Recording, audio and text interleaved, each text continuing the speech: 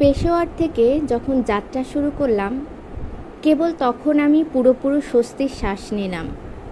আমার কামরাগুলোতে যাত্রীদের বেশিরভাগ ছিল হিন্দু। এরা মর্দান থেকে, কোহাট থেকে, চারসদ্দা থেকে, খাইবার থেকে, লন্ডিকোতল থেকে, বন্নু থেকে, নওশেরা থেকে, মানশহরা থেকে পালিয়ে পেশাওয়ারে এসে পৌঁছেছে এবং পাকিস্তানে জানমালের কোনো নিরাপত্তা না পেয়ে হিন্দুস্তানে চলে যাওয়া মনস্থ করেছে। পেশাওয়ার স্টেশনে পাহারা ছিল জবরদস্ত এবং সেনাবাহিনীর জওয়ানরা কাজ করছিল খুব চৌকসভাবে। আমি পাঞ্জাবের রোমান্টিক ভূমির উদ্দেশ্যে কদম না বাড়ানো পর্যন্ত এসব লোক, যাদেরকে পাকিস্তানে বলে পনাহগুঞ্জি আর ভারতে বলে শরণার্থী, তারা স্বস্তির নিঃশ্বাস ফেলতে পারল না। এদের চেহারা সুরত একেবারে পাঠানের মতো ফর্সা, মজবুত হাত পা, মাথায় কুলা আর লুঙ্গি, পরনে সালোয়ার আর কামিজ। লোকগুলো পশতু ভাষায় কথা বলছিল আর কখনো কখনো নেহাতি কষ্টের সৃষ্টে পাঞ্জাবিতে কথা বলার চেষ্টা করছিল। ওদের রক্ষণাবেক্ষণের জন্য প্রতিটি কামরায় খাড়া ছিল বন্দুক হাতে দুজন করে সিপাই।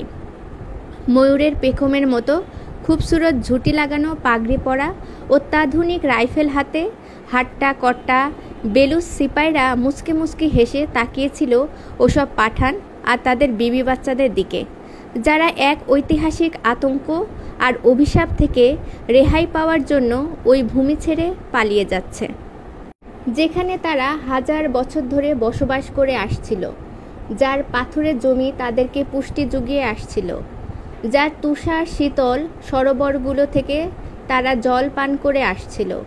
আজ হঠাৎ করে সেই স্বদেশ পরদেশ হয়ে গেছে আর তার দয়ার দরজা তাদের মুখের উপর বন্ধ করে দিয়েছে। তাই আজ তারা এক নয়া দেশের তপ্ত প্রান্তরের কল্পনা নিয়ে নিজেদের ইচ্ছার বিরুদ্ধে সেখানে রওনা হয়েছে। এটা অবশ্য খুশির বিষয় ছিল যে তারা প্রাণে বেঁচে গেছে।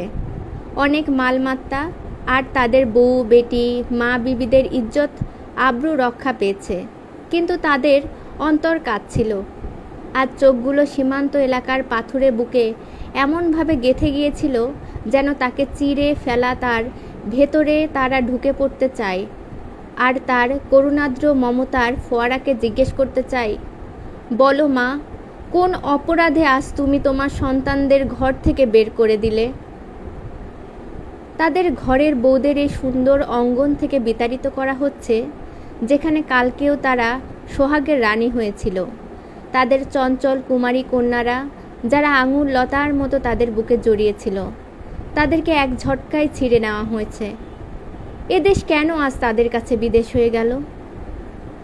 আমি এগিয়ে যাচ্ছিলাম আর আমার বগিগুলোতে বসা ঈশ্বর সৃষ্ট জীবগুলো নিজেদের দেশের বিস্তীর্ণ ভূমি, তা সুউচ্চ পাথুরে পাহাড় শ্রেণী আর শ্যামল সবুজ তৃণভূমি আর উপত্যকা, কুঞ্জবন আর বাগিচাগুলোর দিকে তাকিয়েছিল, যেন সব এই চেনা জানা দৃশ্যগুলোকে বুকের ভেতর লুকিয়ে গেঁথে নিয়ে যেতে চাই। ওই দৃষ্টিপাত যেন সব শব্দকে স্তব্ধ করে দিয়েছিল। মনে হলো গভীর শোক আর দুঃখের ভারে আমার চাকা ভারী হয়ে যাচ্ছে আর চাকার নিচে রেল লাইনটা ঘুরপাক খাচ্ছে। হাসান আবদাল পর্যন্ত তারা এভাবেই রয়ে গেল, নির্বাপিত আশা আর স্বপ্নের বিষণ্ণ ছবি হয়ে। হাসান আবদাল স্টেশনে অনেক শিখ এসেছিল, পাঞ্জা সাহেব থেকে আনা লম্বা লম্বা কৃপান আর চেহারার পাশব ভাব নিয়ে বালবাচ্চার আতঙ্ক হয়ে। দেখে মনে হচ্ছিল লোকগুলো নিজেদের তলোয়ারের ঘায়ে নিজেরাই মরবে। ট্রেনের কামরায় উঠে বসার পরও লোকগুলো স্বস্তির নিঃশ্বাস ফেলল আর ওধারে হিন্দু আর শিখ পাঠানদের সঙ্গে বাতচিত শুরু করে দিল। কারো ঘরবাড়ি জ্বালিয়ে দেওয়া হয়েছে, কেউ স্রেফ এক সালোয়ার কামিজ পরা অবস্থায় পালিয়ে এসেছে, কারো পায়ে জুতো নেই, আবার কেউ এত বেশি হুঁশিয়ার যে নিজের ঘর থেকে ভাঙা চারপাইটা পর্যন্ত উঠিয়ে নিয়ে এসেছে। সেসব লোকের সত্যি অনেক ক্ষতি হয়েছে। তারা গুম হয়ে বসেছিল, একেবারে চুপচাপ। যাদের কাছে কখনোই কিছু ছিল না, তারা নিজেদের লাখ লাখ টাকার সহায় সম্পদ হারানোর আহাজারি করছিল আর নিজেদের ভুয়ো দালান কোঠার বানোয়াট গল্পগাছা শুনিয়ে অন্যদের মুগ্ধ করছিল আর মুসলমানদের গাল দিচ্ছিল। বেলুচ সেপাইরা রাইফেল হাতে মর্যাদাপূর্ণ ভঙ্গিতে আমার বগিগুলোর দরজায় দরজায় দাঁড়িয়েছিল আর মাঝে মধ্যে আর চোখে পরস্পরের দিকে তাকিয়ে মুচকে মুচকে হাসছিল। তক্ষশিলা স্টেশনে আমাকে অনেক লম্বা সময় দাঁড়িয়ে থাকতে হলো, জানি না কার অপেক্ষায়। হয়তো আশেপাশের গ্রামগুলো থেকে হিন্দু পনাগুঞ্জিরা আসছিল।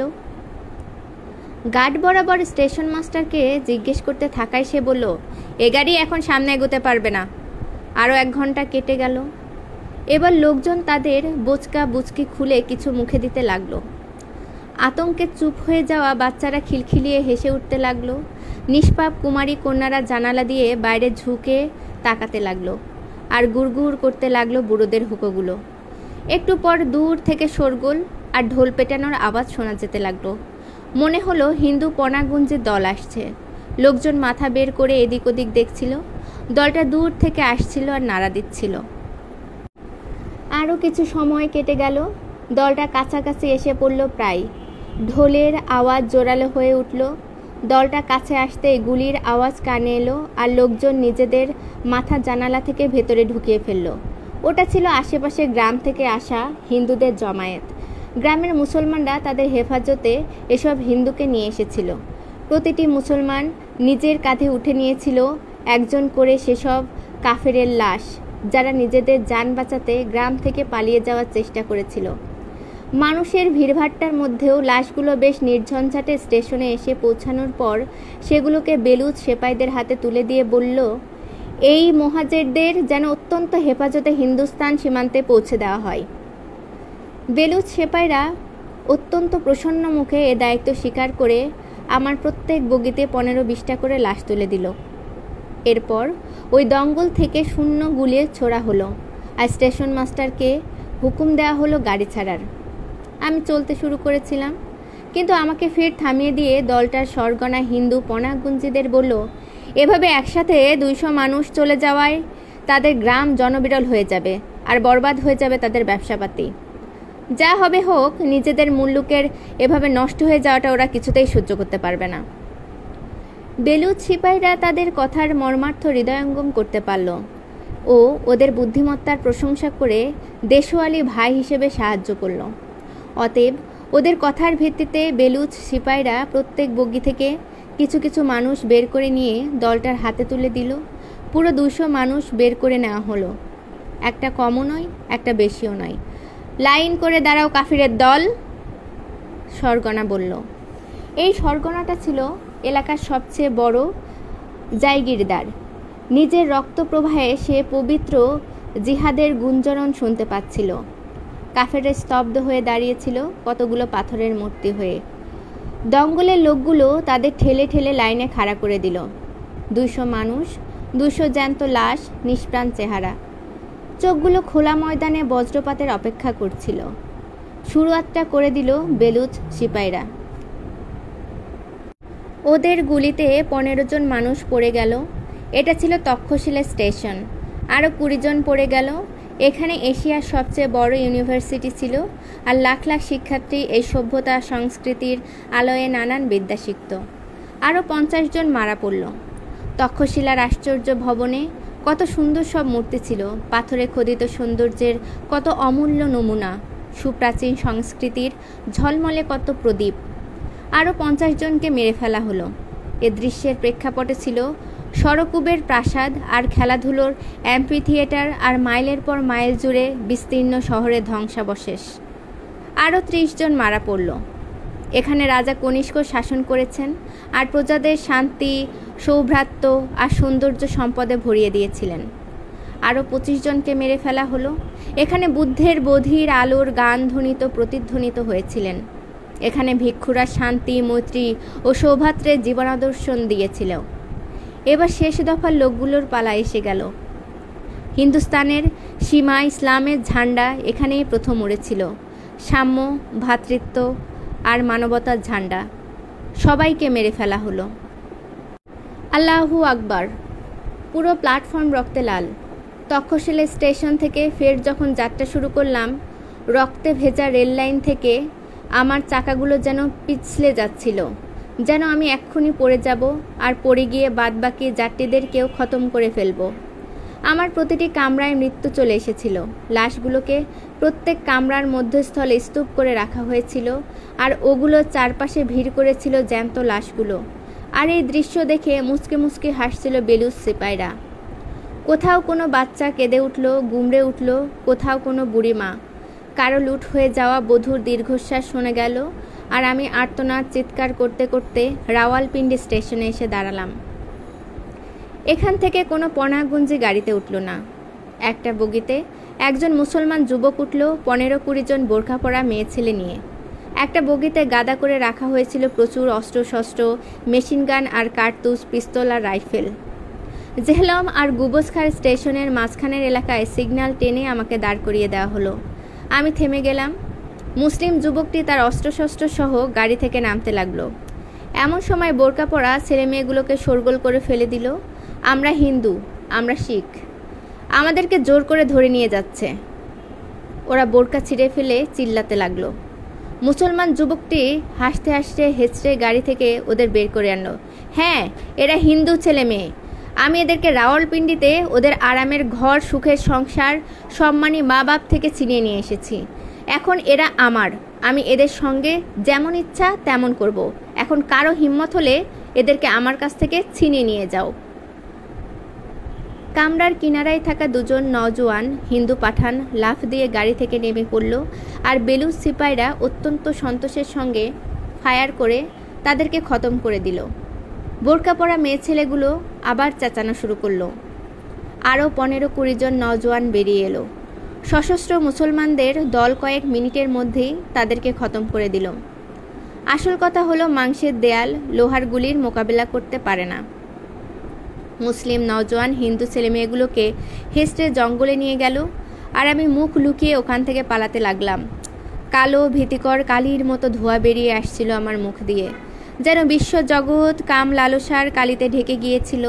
আর আমার বুকের ভেতরে নিঃশ্বাস এমনভাবে ফুঁসছিল যেন লোহার বুক এক্ষুনি ফেটে যাবে, আর ভেতরের জ্বলন্ত লাল কয়লাগুলো জ্বালিয়ে পুড়িয়ে শেষ করে দেবে এই জঙ্গলকে, যেটা এই মুহূর্তে আমার আগে পিছে ছড়িয়েছিল আর এই 15-20 জন মেয়ে ছেলেকে চোখের পলকে গিলে ফেলেছিল। লালা মুসার কাছে এসে পৌঁছানোর পর লাশগুলো থেকে এমন বিশ্রী পচা দুর্গন্ধ বেরোতে শুরু করলো যে বেলুচ সিপাইরা ওগুলোকে বাইরে ফেলে দিতে বাধ্য হলো। ওরা হাতের ইশারায় এক একজন লোককে ডেকে বলতে লাগলো, ওই লাশটাকে তুলে এখানে নিয়ে এসো, এখানে দরজায়। তারপর লোকটা একটা লাশ দরজায় কাছে নিয়ে এলে ওরা লাশের সঙ্গে তাকেও ধাক্কা দিয়ে বাইরে ফেলে দিচ্ছিল। কিছুক্ষণের মধ্যে সব লাশকে এক একজন সফরসঙ্গী সহ বাইরে ফেলে দেওয়া হলো, আর বগিতে লোক কমে যাওয়ায় সবার পা ছড়ানোর জায়গাও হয়ে গেল। ততক্ষণে আমি লালা মুসা ছাড়িয়ে উজিরাবাদে চলে এসেছি। উজিরাবাদ এক প্রসিদ্ধ জংশন, উজিরাবাদ এক প্রসিদ্ধ শহর, যেখানে সারা হিন্দুস্তানের ছুরি আর চাকু তৈরি হয়। উজিরাবাদ যেখানে শত শত বছর ধরে হিন্দুরা বড় ধুমধাম করে বৈশাখী মেলার আয়োজন করে থাকে, আর একসঙ্গে তারা আনন্দ ভাগ করে নেয়। সেই উজিরাবাদের স্টেশন এখন লাশে ভর্তি। লোকগুলো সম্ভবত বৈশাখী মেলা দেখতে এসেছিল। লাশের মেলা শহর থেকে ধোঁয়া উঠছিল, আর স্টেশনের কাছ থেকে ইংরেজি ব্যান্ডের বাজনা শোনা যাচ্ছিল। জনতার শোরগোল আর জোর হাততালিও শোনা যাচ্ছিল। কয়েক মিনিটের মধ্যে জনতার দঙ্গল স্টেশনে এসে পড়ল। ওদের পেছন পেছন এলো উলঙ্গ মেয়ে ছেলের একটি দল। মাদারচোদ ন্যাংটো মেয়ে ছেলে সব, বুড়ি, যুবতী, বাচ্চা, দাদি আর নাতনি, মা আর বউ আর বেটি, কুমারী আর গর্ভবতী মেয়ে ছেলেগুলোকে ঘিরে নাচ গান করছিল পুরুষগণ। এই ছেলে মেয়েগুলো ছিল হিন্দু আর শিখ, আর পুরুষগুলো ছিল মুসলমান। এরা দুই দল মিলে এক অদ্ভুত বৈশাখী উদযাপন করছিল। মেয়ে ছেলেগুলোর চুল ছিল খোলা, আর শরীরে ছিল জখমের দাগ। ওরা এমনভাবে সোজা হয়ে হাঁটছিল যেন ওদের শরীর হাজার কাপড়ে ঢাকা, যেন ওদের আত্মায় শান্তিদাতা মৃত্যুর বিস্তীর্ণ ছায়া ছড়িয়ে পড়েছে। ওদের চোখের খরদীপ্তি যেন দ্রৌপদীকেও লজ্জা দেবে। ওরা দাঁত দিয়ে ঠোঁট এমনভাবে চেপে ধরেছিল যেন মুখের ভেতর কোনো ভয়ঙ্কর বিভৎসতাকে আটকে রেখেছে। হয়তো এক্ষুনি এই লাভা বিস্ফোরিত হবে আর নিজের আগুনের প্রবাহে এই দুনিয়াকে জাহান্নামের রাজত্ব বানিয়ে দেবে। দঙ্গল থেকে আওয়াজ এলো, পাকিস্তান জিন্দাবাদ, ইসলাম জিন্দাবাদ, কায়েদে আজম মোহাম্মদ আলী জিন্না জিন্দাবাদ। লাফিয়ে লাফিয়ে নাচতে থাকা পাগুলো একটু সরে গেল, আর এখন এই আজব দঙ্গল আমার বগিগুলোর সামনে এসে গেল। বগিতে বসা মহিলারা মুখে ঘোমটা টেনে দিল, আর জানালাগুলো একের পর এক বন্ধ হতে লাগলো। বেলুচ সিপাইরা বন্দুক চালাতে লাগলো ঠাই ঠাই, কিন্তু এরপরেও জানালা বন্ধ হতেই থাকলো, আর শেষ পর্যন্ত বগিগুলোতে একটা জানালাও খোলা রইল না। হ্যাঁ, কিছু পনাগুঞ্জি অবশ্যই মারা গেল। উলঙ্গ মেয়ে ছেলেগুলোকে বগিতে মহিলা পনাগুঞ্জিদের সঙ্গে বসিয়ে দেওয়া হলো, আর আমি ইসলাম জিন্দাবাদ, কায়েদে আজম জিন্দাবাদ ধ্বনির মধ্য দিয়ে সামনে এগিয়ে চললাম। গাড়িতে বসা একটা শিশু গড়াতে গড়াতে এক বুড়ি দাদির কাছটায় চলে গেল, আর তাকে জিজ্ঞেস করতে লাগলো, মা তুমি কি নিয়ে এলে? দাদি নিজের চোখের জল সামলাতে সামলাতে বলল, হ্যাঁ খোকা, আজ আমাকে আমার দেশের ছেলেরা ভাইরা খুব করে নাইয়ে দিয়েছে। তোমার কাপড় কই গেল আম্মা? ওটাতে আমার স্বামীর রক্তের ছিটে লেগেছিল বেটা, ওরা কাপড়টাতে ধুইতে নিয়ে গেছে। দুটো উলঙ্গ মেয়ে চলন্ত গাড়ি থেকে ঝাঁপ দিল, আর আমি চিৎকার আর্তনাদ করতে করতে ছুটে পালালাম। দমন নিলাম একেবারে লাহোরে পৌঁছে। আমাকে 1 নম্বর প্ল্যাটফর্মে দাঁড় করিয়ে দেওয়া হলো। 2 নম্বর প্ল্যাটফর্মে আরেকটা ট্রেন দাঁড়িয়েছিল। ওটা এসেছিল অমৃতসর থেকে, আর ওটার ভেতরে ছিল মুসলমান পনাগুঞ্জিরা। কিছুক্ষণ পর মুসলিম স্বেচ্ছাসেবকরা আমার কামরাগুলোতে তল্লাশি চালাতে শুরু করলো, আর মুহাজিরদের কাছ থেকে টাকা পয়সা, গয়নাগাটি আর অন্যান্য দামি জিনিস নিয়ে নিতে লাগলো। এরপর 400 লোককে ট্রেন থেকে নামে স্টেশনে দাঁড় করিয়ে দেওয়া হলো। এরা ছিল জবাইখানার বকরি, কারণ এক্ষুনি 2 নম্বর প্ল্যাটফর্মে মুসলমান মুহাজিরদের যে গাড়িটা এসেছে তাতে মুসাফিরদের সংখ্যা 400 জন কম পাওয়া গেছে, আর 50 জন মুসলমান নারী অপহৃত হয়েছে। আর তাই এখানে বেছে বেছে 50 জন নারীকে বের করে নেওয়া হলো, আর 400 হিন্দুস্তান যাত্রীকে সমর্পণ করা হলো তলোয়ারের নিচে, যাতে হিন্দুস্তান আর পাকিস্তানের মধ্যকার জনসংখ্যার হিসাব বরাবর থাকে। মুসলমান স্বেচ্ছাসেবকেরা একটা গোল বৃত্ত বানিয়ে রেখেছিল, আর ওদের হাতে ছিল ছোরা। একের পর এক যাত্রী ওই বৃত্তের মধ্যে স্বেচ্ছাসেবকদের ছুরির নিশানা এসে পড়ছিল, আর খুব দক্ষতা আর কুশলতার সঙ্গে তাদের হত্যা করা হচ্ছিল। কয়েক মিনিটের মধ্যেই 400 মানুষকে খতম করে দেওয়া হলো, আর আমি আবার এগিয়ে চললাম। এখন আমার শরীরের প্রতি অণু পরমাণুতে একটা ঘৃণা ছড়িয়ে পড়ছিল। আমার নিজেকে বড় অপবিত্র আর বিষাদাক্রান্ত মনে হচ্ছিল, যেন স্বয়ং শয়তান আমাকে জাহান্নাম থেকে ধাক্কা দিয়ে সোজা পাঞ্জাবে পাঠিয়ে দিয়েছে। অটারি পৌঁছানোর পর পরিস্থিতি অন্যরকম হয়ে গেল। মোগলপুরায় বেলুচ সিপাইরা চলে গেল, এবং তাদের জায়গায় এলো ডোগরা আর জাট সিপাইরা। কিন্তু অটারি পৌঁছে হিন্দু মুহাজিররা মুসলমানদের এত বেশি লাশ দেখতে পেল যে ওদের মন ফুর্তিতে বাগো বাগো হয়ে গেল। আজাদ হিন্দুস্তানের সীমান্তে এসে পড়েছিল, না হয় এমন সুন্দর দৃশ্যে দেখার কোথায় মিলত। আর আমি অমৃতসরে পৌঁছানোর পর শিখদের নারা জমিন থেকে আসমান পর্যন্ত ধ্বনিত প্রতিধ্বনিত হতে লাগলো। এখানেও গাদার পর গাদা করে রাখা হয়েছিল মুসলমানদের লাশ। হিন্দু জাট আর শিখ ডোগরারা প্রতিটি কামরায় নজর বুলিয়ে জিজ্ঞেস করছিল কোনো শিকার আছে কিনা, অথবা কোনো মুসলমান আছে কিনা। একটা বগিতে 4 জন হিন্দু ব্রাহ্মণ উঠেছিল, কামানো মাথা, লম্বা টিকি, গায়ে রাম নামের নামাবলী, হরিদ্বারের তীর্থযাত্রী সব। এখানে প্রতিটি বগিতে 8-10 জন করে শিখ আর জাট উঠে পড়ল। রাইফেল বল্লমে সশস্ত্র হয়ে এরা পূর্ব পাঞ্জাবে শিকারের খোঁজে যাচ্ছিল। এদের মধ্যে একজনের মনে একটু সন্দেহের মতো হলো। সে ব্রাহ্মণদের একজনকে জিজ্ঞেস করল, ব্রাহ্মণ দেবতা কোথায় চলেছেন? হরিদ্বারে তীর্থ করতে। হরিদ্বারে যাচ্ছেন নাকি পাকিস্তানে? মিয়া আল্লাহ আল্লাহ করো। আরেকজন ব্রাহ্মণের মুখ দিয়ে বেরিয়ে গেল। জাট লোকটা হেসে উঠল, তাহলে এসো আল্লাহ আল্লাহ করা যাক। অবন্তাস হইয়া শিকার পেয়ে গেছি ভাই, এবার আল্লাহই সহায়ক। এই বলে জাটটা নকল ব্রাহ্মণের বুকে বল্লম বিধিয়ে দিল। আরেক ব্রাহ্মণ পালানোর চেষ্টা করলো, কিন্তু জাটটা ধরে ফেলল। এভাবে নয় ব্রাহ্মণ দেবতা, একটু ডাক্তারি পরীক্ষা করিয়ে তো যাও।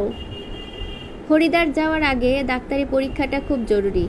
ডাক্তারি পরীক্ষার উদ্দেশ্যটা হলো কারো খতনা করা হয়েছে কিনা দেখা, আর করা হয়ে থাকলে তাকে ওখানেই মেরে ফেলা। ব্রাহ্মণের বেশ ধরে নিজেদের যান বাঁচাতে পালানোর চেষ্টা করা 4 মুসলমানকে ওখানেই মেরে ফেলা হলো। আর আমি সামনে এগিয়ে চললাম। রাস্তার এক জায়গায় জঙ্গলের মাঝখানে আমাকে দাঁড় করিয়ে দেওয়া হলো, আর মহাজেররা, সিপাইরা, যাত্রা, শিখরা সবাই গাড়ি থেকে নেমে জঙ্গলের দিকে ছুটতে লাগলো। আমি ভাবলাম মুসলমানদের খুব বড় ফৌজ ওদের উপর হামলা করতে আসছে। এদের মধ্যে দেখতে পেলাম জঙ্গলের মধ্যে বিস্তর মুসলমান নিজেদের বিবি বাচ্চাদের নিয়ে লুকিয়ে বসেছিল। সৎ সিঁড়ি আকাল আর হিন্দু ধর্মের জয়ধ্বনিতে পুরো জঙ্গল কেঁপে উঠল, আর ওদের ঘেরাও করে ফেলা হলো। আধা ঘন্টার মধ্যে সব সাফ হয়ে গেল। বুড়ো, জোয়ান, নারী, শিশু সবাইকে মেরে ফেলা হলো। এক জাট তার বল্লমের ফলায় এক ছোট্ট বাচ্চার গাছ গেঁথে হাওয়ায় ঘুরে ঘুরে বলছিল, বৈশাখী এসেছে, বৈশাখী এসেছে, জাঠরা নিয়ে এসেছে, হে হে। জলন্ধরের ওধারে পাঠানদের একটা গ্রাম ছিল। এখানে গাড়ি থামিয়ে লোকজন ওখানে ঢুকে পড়ল।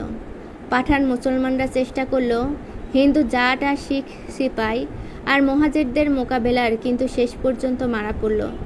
বাচ্চার পুরুষদের মেরে ফেলার পর এলো নারীদের পালা।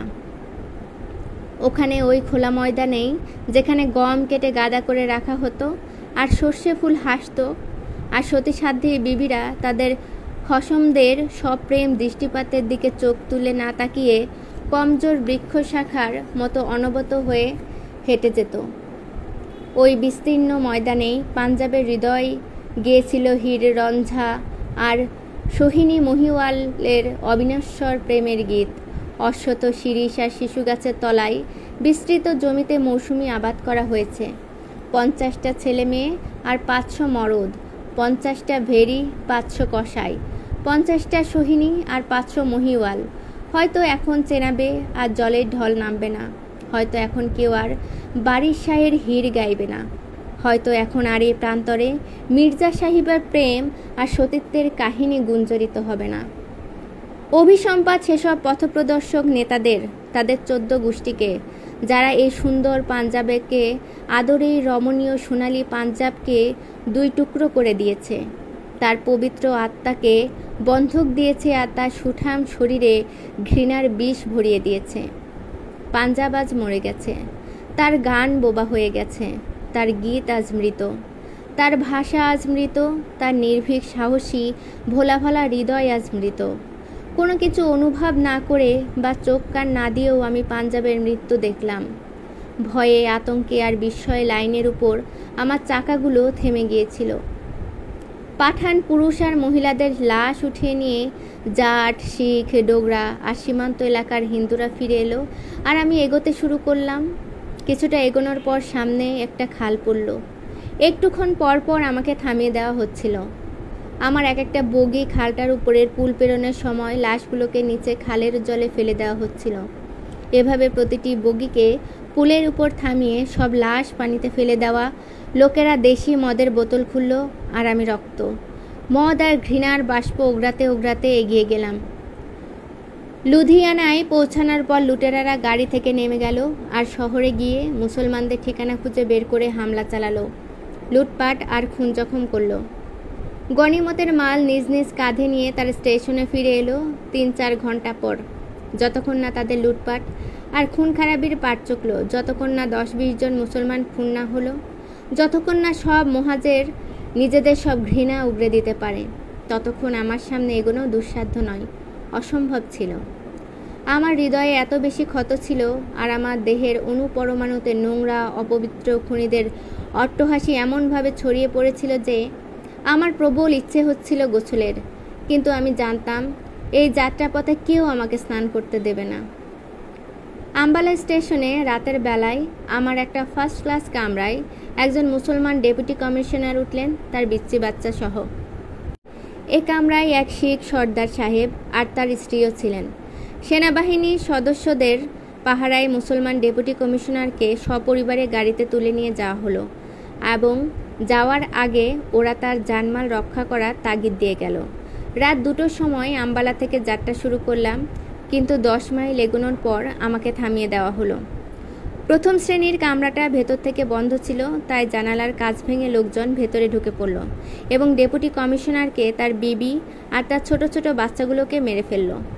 ডেপুটি কমিশনারের এক যুবতী কন্যা ছিল, দেখতে বড় সুন্দর, কোনো একটা কলেজে পড়তো। দু একজন যুবক ভাবল একে না মেরে সঙ্গে নিয়ে যাবে, এই সৌন্দর্য, এই লাবণ্য, এই যৌবন কারো কাজে আসতে পারে। এমনটা ভেবে তারা তাড়াতাড়ি মেয়েটা আর তার গয়নার বাক্সটাকে সঙ্গে নিয়ে গাড়ি থেকে নেমে জঙ্গলের মধ্যে চলে গেল। মেয়েটার হাতে একটা বই ছিল। মেয়েটাকে ছেড়ে দেবে নাকি মেরে ফেলবে তা নিয়ে এখানে কনফারেন্স শুরু হলো। মেয়েটা বলল, আমাকে মারছো কেন? তার চেয়ে আমাকে হিন্দু করে নাও, আমি তোমাদের সম্প্রদায়ভুক্ত হয়ে যাব। আমার জান নিয়ে তোমাদের কি ফায়দা হবে? এ তো ঠিকই বলছে, একজন বলল। আমার মনে হয়, প্রথম জনের কথায় বাধা দিয়ে নিজের ছোড়াটা মেয়েটার পেটে ঢুকিয়ে দিতে দিতে আরেকজন বলল, আমার মনে হয় একে খতম করে দেওয়াটাই ভালো হবে। চলো গাড়িতে ফিরে যাই। কি যে কনফারেন্স শুরু করলে তোমরা? মেয়েটা ঘাসে ঢাকা জমিনের উপর তরপড়াতে তরপড়াতে মারা গেল। তার বই তার রক্তে ভিজে চুপচুপে হয়ে গেল। বইটাতে আলোচিত বিষয় ছিল সাম্যবাদ, চর্চা ও জীবন দর্শন স্ট্র্যাটেজি। মেয়েটা নিশ্চয়ই মেধাবী ছিল। তার হৃদয়ে হয়তো নিজের দেশ আর জাতির সেবার আকাঙ্ক্ষা ছিল। তার হৃদয়ে হয়তো আবেগ ছিল কাউকে ভালোবাসার, কাউকে কামনা করার, কারো আলিঙ্গনে ধরা দেওয়ার, কোনো শিশুকে স্তন্যপান করানোর। সে ছিল কন্যা, সে ছিল জননী, সে ছিল বধূ, সে ছিল প্রিয়তমা, সে ছিল জগৎ সংসার সৃষ্টির পবিত্র গোপন কথা। এখন তার লাশ পড়ে আছে জঙ্গলের মধ্যে। শিয়াল, শকুনি আর কাকের ঝাঁক তার লাশটাকে খাবে টুকরে টুকরে। সাম্যবাদ, দর্শন আর চর্চা বন্য বর্বরের দল ওকে ঠুকরে ঠুকরে খাচ্ছে। আর কেউ কিছু বলছে না, কেউ এগিয়ে আসছে না। জনগণের মধ্য থেকে বিপ্লবের কোনো দরজা খুলে গেল না। আর আমি রাতের অন্ধকারে যত আগুন আর ফুলকিকে লুকিয়ে এগিয়ে চললাম, আমার কামরাগুলোর মধ্যে লোকেরা মদ খাচ্ছে আর মহাত্মা গান্ধীর জয়ধ্বনি দিচ্ছে।